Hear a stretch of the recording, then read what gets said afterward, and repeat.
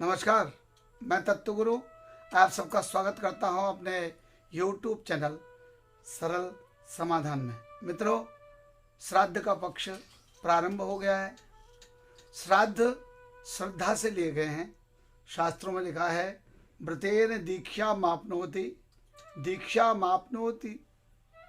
दक्षिणा दक्षिणा श्रद्धा मापनोति श्रद्धाया सत्य माप्यते।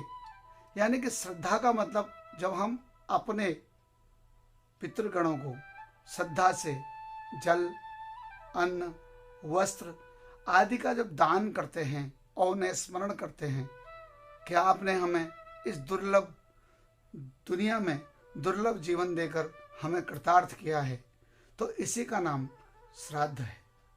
और श्राद्ध विशेष रूप से दो प्रकार के होते हैं।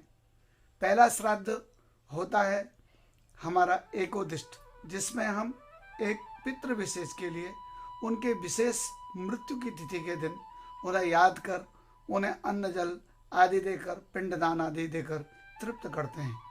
और एक होता है पार्वण श्राद्ध, क्योंकि 12 महीने के 24 पक्ष जब देवताओं की ही पूजा, देवताओं का ही अर्चन मंदन होता था और पितृगण जब अतृप्त रहते थे, तो सभी पितरों ने जाकर भगवान देवादिदेव महादेव, भगवान नारायण और ब्रह्मा जी से कहा कि महाराज, हमारे लायक भी तो कुछ होना चाहिए, क्योंकि संसार में हम एक शिशु को जो जन्म देता है, तो जिस समय वो जन्म लेता है उस समय उसकी स्थिति बिल्कुल एकदम कमज़ोर होती है।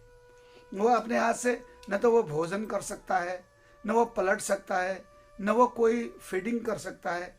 तो हम उसको अपने हाथों से लालन पालन कर बड़ा करते हैं और उसे योग्य बनाते हैं, तो हमें भी तो कुछ मिलना चाहिए। तो तब उस समय भगवान नारायण ने पितरों के लिए आश्विन मास के, यानी आश्विन मास बहुत अच्छा महीना माना जाता है, और उस आश्विन मास का कृष्ण पक्ष जो है पितरों को दे दिया।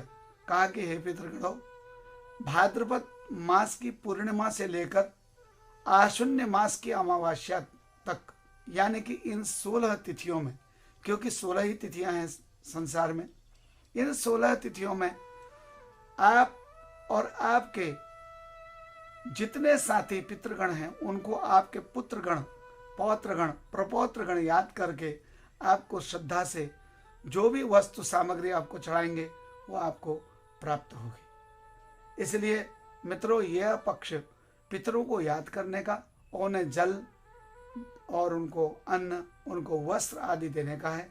इसलिए प्रतिदिन मैं आप सबके सामने किस किस तरह से पितरों को कौन कौन सी चीज़ देनी चाहिए और कौन कौन से श्राद्ध को कैसे करना चाहिए ये बताऊंगा।